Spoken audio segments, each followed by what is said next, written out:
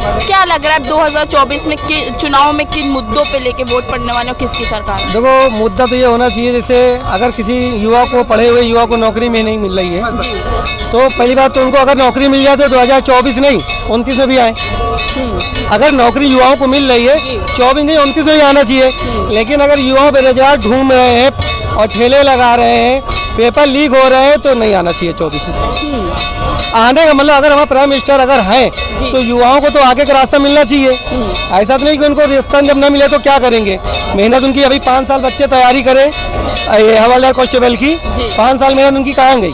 Paper leak हो गए तो परेशान है, हड़ताल कर रहे हैं, तो ये किसकी सरकार में? तो अगर वो युवा चाहते हैं कि हमारा आगे भविष्य हो तो ये मोदी को ना लाए। अगर मोदी जी चाहते हैं कि हमारा करियर आगे के लिए पीएम फिर बने तो युवाओं को रोजगार दे। अच्छा, तो क्या लग रहा है, बोल रहे हैं कि डबल इंजन की सरकार मतलब डबल बेरोजगारी की गारंटी? नहीं, बेरोजगारी दर बहुत ज़्यादा घट चुकी है, इंसान सब परेशान है। तो जो इंसान अगर पहले 500 रुपये कमाता था तो उसमें 300 बचा लेता था, लेकिन अगर 500 कमाता है ना तो उसमें 50 भी नहीं बचते। अच्छा, पूरे घर में लग जा रहे हैं, महंगाई इतनी ज़्यादा है।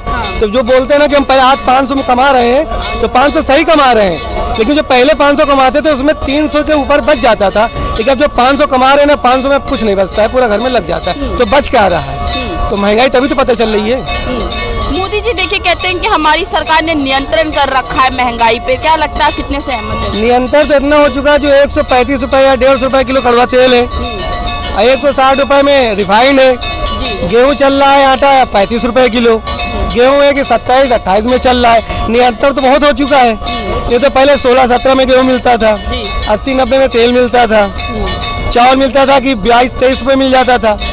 अब तो हाई लेवल में चल रहा है, तो नियंत्रण इतना हो चुका है कि खा ना पाए। अच्छा, इतना नियंत्रण हो चुका है। हाँ, तो देखिए इतने भरोसे के साथ मोदी जी इस बार कह रहे हैं कि 400 पार, तो क्या लग रहा है 400 पार होने वाला है? तो जब उनके हाथ में है तो 400 का 500 पार आएंगे। अच्छा, ऐसा क्यों कह रहे हैं? जब अगर प्राइम मिनिस्टर कैसे बोल सकते हैं ये चीज़ कि हम 400 पार, वो कैसे बोल सकते हैं? जनता बोले तो समझ में आता है। अगर पीएम ये चीज़ बोल रहे हैं हम 400 पार, तो किस मुद्दे पे बोल रहे हैं वो? पीएम ऐसा 400 पार कैसे बोल सकते बताइए? ये भी बोला जा रहा है, मोदी जी खुद ही कह रहे हैं कि हमारे गारंटी की गाड़ी चल रही है देश में और उसी के कारण हम आने वाले, तो क्या लग रहा है कितना चल रहा है? अगर गारंटी चले तो सही है। अगर जैसे अगर भेदभाव न करे तो हमेशा योगी जी की सरकार यूपी में रहेगी, अगर भेदभाव न करे। लेकिन अगर भेदभाव, अगर कोई अगर मुस्लिम है तो उसमें बुलडोजर चल जाता है, अगर कोई उसमें हिंदू है तो बुलडोजर नहीं चलता। अगर दोनों गलत हैं, अगर आरोपी है तो भेदभाव ना करो, तो हमेशा योगी जी भी सरकार में रहेंगे। लेकिन अगर मुस्लिम अगर टॉर्चर होता है तो भेदभाव में टॉर्चर होता है कि अगर हम मुस्लिम है तो हमारा घर तोड़ा जा रहा है, अगर हिंदू है उनका घर नहीं तोड़ा जा रहा है। लेकिन मेन बात है घर तोड़ा जाए, बुलडोजर चलना चाहिए।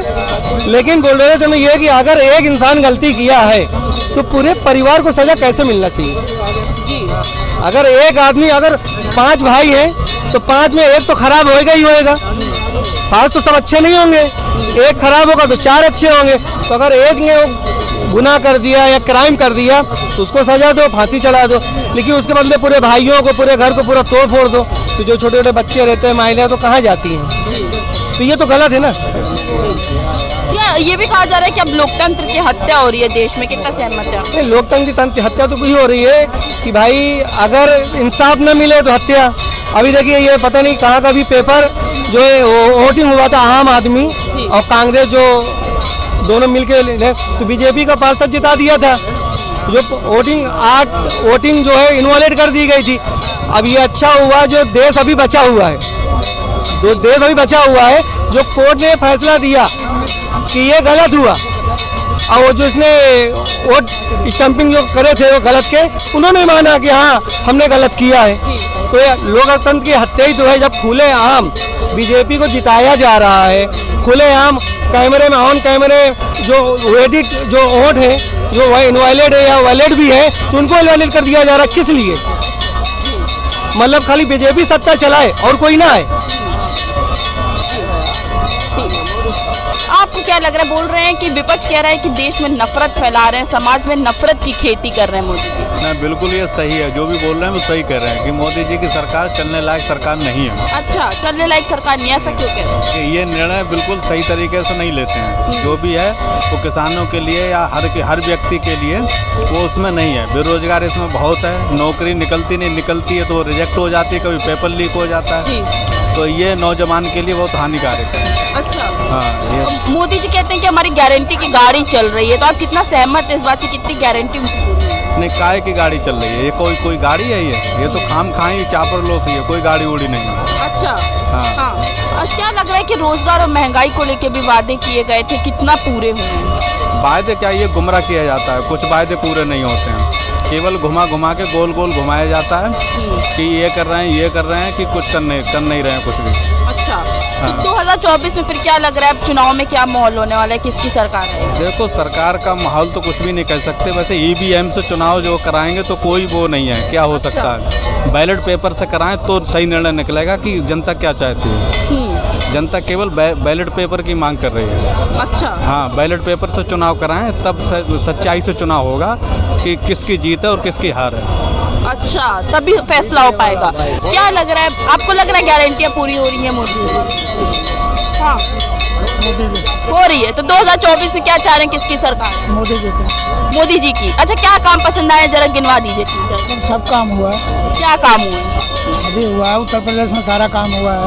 उत्तर प्रदेश में तो पेपर लीक हो गया। मैडम, पेपर लीक हो गया, बच्चों के दंगे से हो गया ना।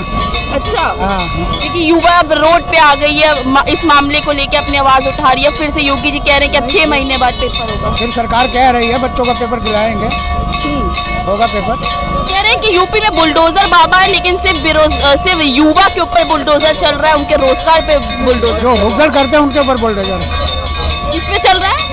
जो उधमबाजी करते हैं उनके ऊपर बुलडोजर चल रहा है। हर किसी जनता के ऊपर थोड़ी बुलडोजर चला रहा है। अच्छा, 10 लड़के हैं, 10 जो वहाँ जाके उधम कर रहे हैं उनके ऊपर बुलडोजर चल रहा है।